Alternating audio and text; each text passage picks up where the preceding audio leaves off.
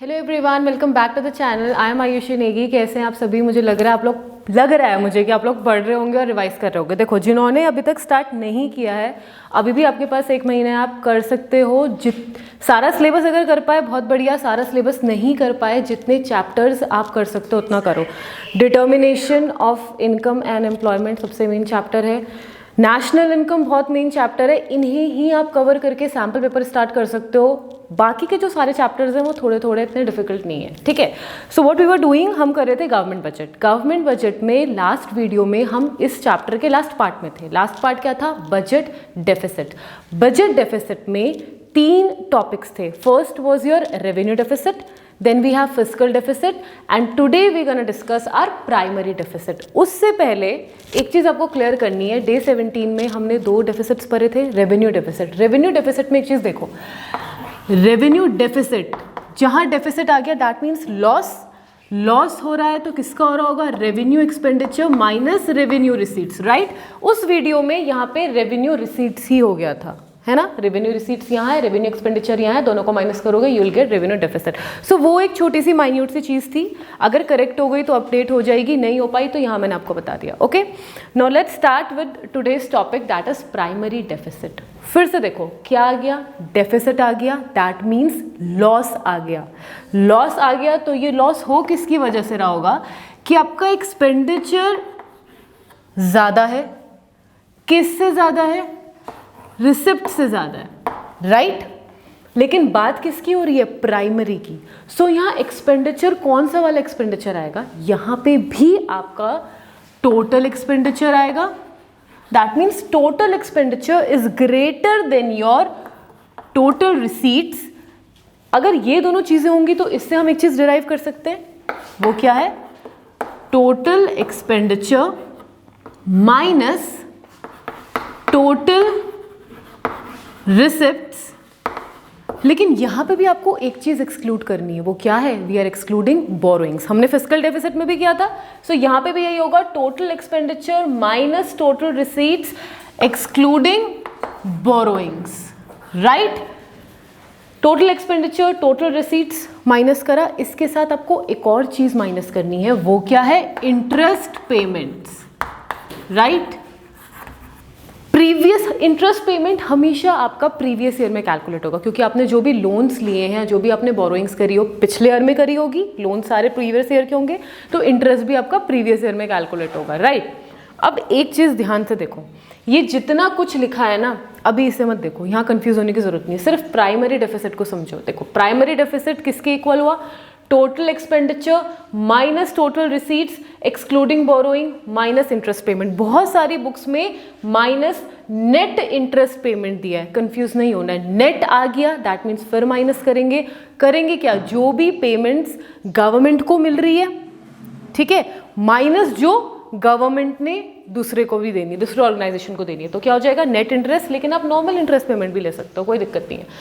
अब एक चीज इसमें ऑब्जर्व करो, अगर आप इस फॉर्मूले को यहां से यहां तक देखो तो किसकी तरह बन रहा है? ये फिस्कल डेफिसिट का फॉर्मूला बन रहा है। फिस्कल डेफिसिट भी तो यही होता था, total expenditure minus total receipts excluding borrowing.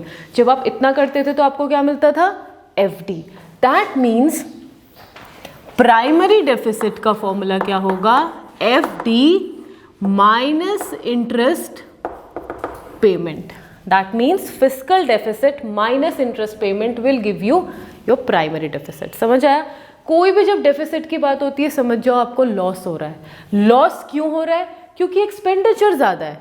किससे ज़्यादा है? रिसिप्ट से ज़्यादा है। अब एक्सपेंडिचर है किसका? टोटल। अगर ये रेवेन्यू डेफिसिट होता तो यहाँ रेवेन्यू एक्सपेंडिचर होता, लेकिन यहाँ प्राइमरी है, तो primary means total expenditure minus total receipts excluding borrowing. एक चीज़ और इंक्लूड करनी है, वो क्या है? इंटरेस्ट पेमेंट को भी माइनस कर देना है।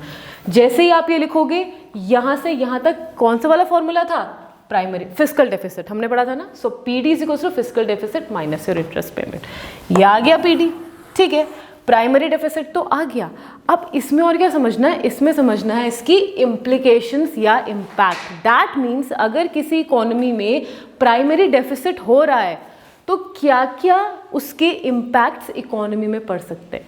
देखो, सबसे पहली चीज़ ध्यान से समझो ज़रा, देखो, सबसे पहली चीज पीडी से ये समझो कि पीडी प्राइमरी डेफिसिट शो क्या करना चाह रही है।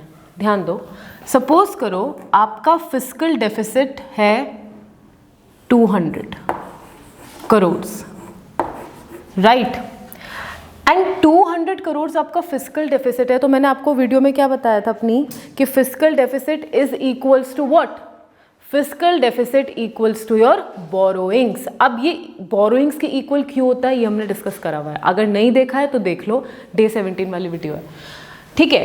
एफडी अगर 200 करोड़ है, दैट मीन्स मेरी बोरोइंग्स भी कितनी है, 200 करोड़ है। एंड सपोज आपका इंटरेस्ट पेमेंट है 50 करोड़, राइट, दोनों को माइनस करोगे कितना आ जाएगा, 150 करोड़।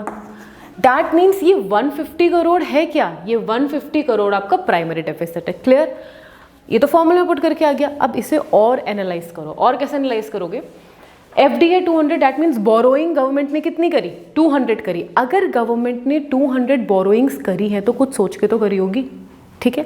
पहले इतनी बोरोइंग करी थी, क्यों, क्योंकि 50 करोड़ तो इंटरेस्ट पेमेंट देना था, जो भी लोन वगैरह चल रहे थे, जो भी इंटरेस्ट चल रहा था वो गवर्नमेंट को पे बैक करना था। सो वो पेमेंट के लिए गवर्नमेंट ने कुछ बोरोइंग्स करी थी, लेकिन पेमेंट है कितना, 50 करोड़ का, और बोरो करा कितना, 200। दैट मीन्स जो ये 150 करोड़ अब सरकार ने बोरोइंग्स में लगाए थे, ये अब इसका करेगी क्या, इसको ये फर्दर डेवलपमेंट में यूज करेगी। कितनी सारी चीजें जो गवर्नमेंट प्लान करती है, कोई ट्रेन चलानी है, मेट्रो स्टेशन बनाना है, कुछ फ्लाईओवर्स बनाने, कोई भी प्रोजेक्ट रन करना है, उसके लिए पैसा तो चाहिए। अगर गवर्नमेंट के पास है उतना पैसा, फाइन, अगर नहीं है तो डेवलपमेंट पर्पसेस के लिए भी गवर्नमेंट बोरो करती है, राइट। एक तो करती है बोरो अपने लोन्स चुकाने के लिए, जो कि सिर्फ 50 करोड़ का था, और एक बोरोइंग करती है कि फर्दर डेवलपमेंट के लिए। सो इससे क्या सीखे, इससे हम ये सीखे कि from primary deficit we get to know how much funds from borrowings are left, कितने फंड्स बच गए हैं मेरे बोरोइंग्स में से after interest payment. Interest payment करने के बाद गवर्नमेंट के पास कितने फंड्स बच गए हैं from borrowings, that the government can use for development purposes, जो सरकार अब एक्चुअली में इकोनॉमी के लिए करेगी, which is very important for growth. क्योंकि अगर आप सिर्फ कर्ज ही चुका रहे हो, आप बोरो इसलिए कर रहे हो कि आपको कर्ज चुकाना है, तो उससे इकोनॉमी का फायदा होगा क्या, इकोनॉमी का फायदा तभी है अगर कुछ बोरोइंग्स आपके डेवलपमेंट के कामों में भी लग रही है। इससे एक चीज़ ये समझे, इससे अब एक दूसरा क्वेश्चन फ्रेम होता है। क्या दूसरा क्वेश्चन ये फ्रेम होता है, is it good to have more primary deficit, is it good to have more primary deficit. तो आपका आंसर होना चाहिए यस। देखो, जब कभी भी डेफिसिट होता है ना, तो दिमाग में एकदम से आता है कि यार डेफिसिट मीन्स लॉस, और लॉस है तो मतलब ये तो कमी होना चाहिए, जो कि आप सोच रहे हो, बिल्कुल सही सोच रहे हो, लेकिन आप प्राइमरी डेफिसिट के केस में सही नहीं सोच रहे हो। क्योंकि यार फिस्कल डेफिसिट में आप सोच रहे हो कि मेरा एफडी जितना कम होगा उतना बेटर होगा, तो आप बिल्कुल सही सोच रहे हो, क्योंकि एफडी मीन्स बोरोइंग्स, जितनी कम एफडी होगी उतना कम सरकार बोरो करेगी। दैट मीन्स सरकार के पास अभी अपने आप में पैसा है, इसलिए उसे बोरो करने के, अगर आपकी इनकम बहुत सही है, आपकी इनकम अगर बहुत अच्छी है, तो क्या आप किसी से उधार मांगोगे, नहीं मांगोगे ना, उधार मांगना तो गलत है। बट अगर आपके पास इनकम ही नहीं है, तो अपने सर्वाइवल के लिए तब तो आप मांगोगे ही ना। सो यही केस है, अगर आपकी एफडी डेफिसिट कम है तो ये इकोनॉमी के लिए अच्छी बात है। इससे ये पता लग रहा है कि जो हमारी गवर्नमेंट है वो बहुत एफिशिएंटली वर्क कर रही है, और इकोनॉमी के अंदर रहते रहते ही इनकम जनरेशन अच्छी हो रही है, ठीक है। सेम आता है आपका रेवेन्यू डेफिसिट। अगर रेवेन्यू डेफिसिट कम है तो ये भी अच्छी बात है। इसका मतलब रेवेन्यू डेफिसिट क्या होता है, revenue expenditure minus revenue receipts. That means हमारे गवर्नमेंट की रिसीविंग्स में और एक्सपेंडिचर में उतना अंतर नहीं है, ये भी कम होना अच्छी बात है। लेकिन अगर आपका प्राइमरी डेफिसिट कम है, अगर आपका प्राइमरी डेफिसिट कम हो रहा है, तो उसका मतलब क्या है, प्राइमरी डेफिसिट कम हो रहा है, इसका मतलब जो इंटरेस्ट पेमेंट गवर्नमेंट को करना है वो ज़्यादा है। मतलब गवर्नमेंट ने पिछले ईयर में बहुत सारे लोन्स लिए थे और उनका इंटरेस्ट पेमेंट बहुत हाई था। इसी वजह से तो क्या हुआ, जो भी बोरोइंग्स करी उसमें से सपोज करो ये 50 ना होता, ये अब इंक्रीज होके 100 हो गया। कि मैंने 200 की बोरोइंग्स करी, 100 मैंने इंटरेस्ट पेमेंट के लिए दे दिए, तो बचे कितने अब यहाँ पे? सिर्फ 100 हुआ। पीडी कम। पीडी कम क्यों हुआ? क्योंकि जो बोरोइंग्स थी वो अब ज्यादा किस में चली गई? लोन्स बांटने में चली गई, which shows that government has not worked efficiently in the previous years. वो इकोनॉमी को चलाई किसके बेसिस पे रही थी? लोन के बेसिस पे चला रही थी। अपनी फंक्शनिंग उसकी इतनी अच्छी नहीं थी, अपना रेवेन्यू कलेक्शन इतना अच्छा नहीं था। इकोनॉमी में जो भी ग्रोथ हो रही थी, जो भी प्रोडक्शन हो रही थी, वो सिर्फ बोरोइंग्स की वजह से हो रही थी। और आज कंडीशन ये आ गई है कि हमें इंटरेस्ट पेमेंट ज़्यादा करना पड़ रहा है। सो पीडी का डिक्रीज होना shows that government has not worked efficiently. So PD अगर गिर रही है, that means economy will be in a great trouble.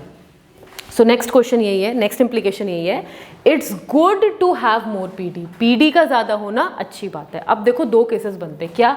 A point है, इफ पीडी इज जीरो, अगर आपका प्राइमरी डेफिसिट जीरो आ जाए।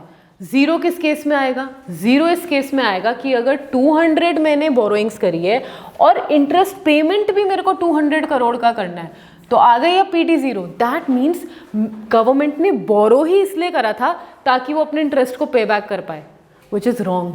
डेवलपमेंट के लिए तो कुछ बचा ही नहीं पैसा, डेवलपमेंट तो जीरो हो गया। तो पीडी जीरो का मतलब क्या है? This means that interest burden on previous loan is so high that the government was forced to take और funds just to make payment. जो भी सरकार ने ये बोरोइंग्स करी, ये बोरोइंग सिर्फ इसलिए करी ताकि वो इंटरेस्ट पेमेंट कर पाए। सारा पैसा वहीं खर्च हो गया, अब डेवलपमेंट के लिए तो कुछ बचा ही नहीं। सो जब डेवलपमेंट के लिए कुछ नहीं बचा तो ग्रोथ भी नहीं हो पाएगी। दैट मीन्स बोरो कर रहे हो, प्रीवियस लोन चुका रहे हो, फिर अब जो ये बोरोइंग करी इसको फिर चुकाओगे, तो तुम तो बस चुका ही रहे हो चीजें, डेवलपमेंट कर कहाँ रहे हो। So this creates problem for the economy. अच्छी चीज होगी क्या? अच्छी चीज होगी if interest payment is zero. अगर इंटरेस्ट पेमेंट जीरो कैसे होगा? देखो, प्राइमरी डेफिसिट है, फॉर्मूला क्या था? एफडी माइनस इंटरेस्ट पेमेंट, यही फॉर्मूला पढ़ रहे आज है।